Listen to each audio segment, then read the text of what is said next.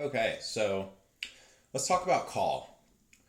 I have been programming in JavaScript for 2 years now, and I can honestly say I don't think I've ever encountered this in any of the classes I've done or projects I've worked on. So I actually had to do a little bit of learning about call in order to do this video.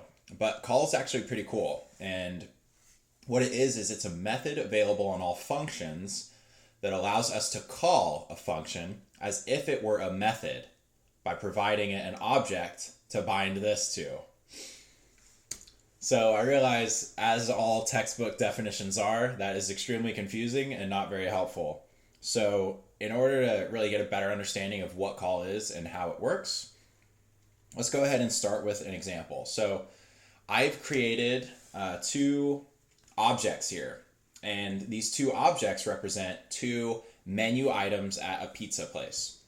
So somebody comes in and they want to order the manager special. Well, this is the object that contains all the relevant information for that pizza.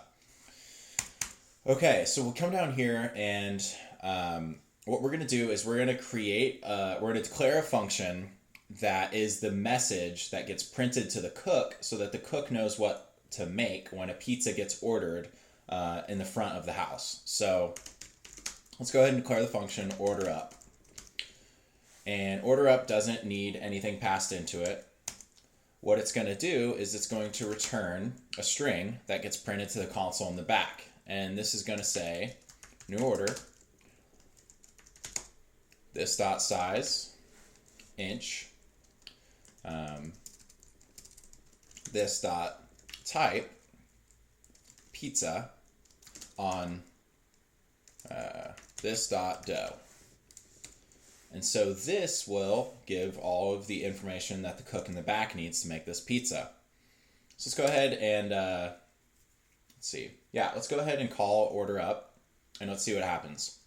So we're going to console log order up, and let's see what we get here in the console.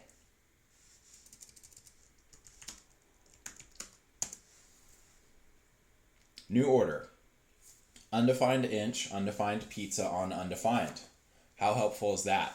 Okay, so why are we getting this message? So we're getting undefined because we are calling a function that's trying to use this, and this has not been bound to anything. We're not calling a function that is a method on an object. What we're doing is we're just calling a standalone function declaration here, and it has no information for this. So the way that, and this is basically where call starts to come into play. Call starts to become really helpful because what we can do is, instead of calling order up like that, we can go ahead and call the call method, or use the call method on order up. And coming up to our definition here, call is a method available on all functions. That tells us something interesting about functions. It tells us that a function is actually an object as far as JavaScript is concerned. And don't let that be too confusing, but basically what it's saying is this object, any function, has this built-in call method that you can use on it. We didn't set up call anywhere. We didn't add call to the function, but we can use it. And what we do is we pass in the object that you want to want this bound to. So say, for example, the customer wants to order a Saturday night's pizza. What we do is we use the call method and pass in the object that we want this to be bound to. And then when we run this in the console, this should print out the exact message we need to send to the back so that the cook knows what to make. And we see that new order, 16-inch 4-cheese pizza on white, which is our Saturday night's pizza. And that works perfectly. But what about a more complicated function?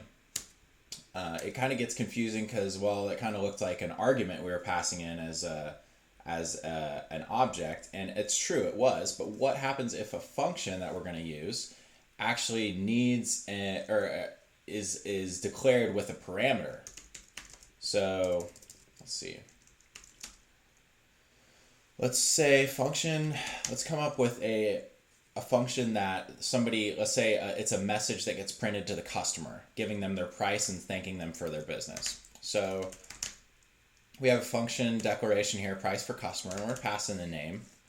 And this is going to simply return a string, but it's going to be a string for the customer. And so it's going to say something like, hi, name. Thanks for your order. You owe, let's see, something like this dot price. So we can see what we're doing here is we're going to get the name as a parameter that's passed in as an argument to this function, but then we're also going to need something for this this function to be bound to so that this can resolve to an actual price, and it's not going to send us undefined, which it would right now. And I'll demonstrate that. If we console log price for customer and we pass in a name, for example, when we run this, it will almost work correctly, except for this won't be bound to anything right here, so it will return undefined. And so what we'll do is we will actually use the built-in method call, and along with an object and an argument for this function to work correctly. And I know this gets really verbose, and I'm trying to use all the correct the words here so as not to be confusing, but so please excuse me. So what we're going to do here is we're going to add the call method, and it's important to remember this, the first argument that is used in the call method must be the object that you want this in the function to be bound to, okay? So let's say this customer is going to order the manager special. So let's go ahead and pass in manager special as the first argument. And then remember, for the function itself, it requires the parameter name. So we need to pass in an argument here of the customer's name, and that is Sally, as we remember.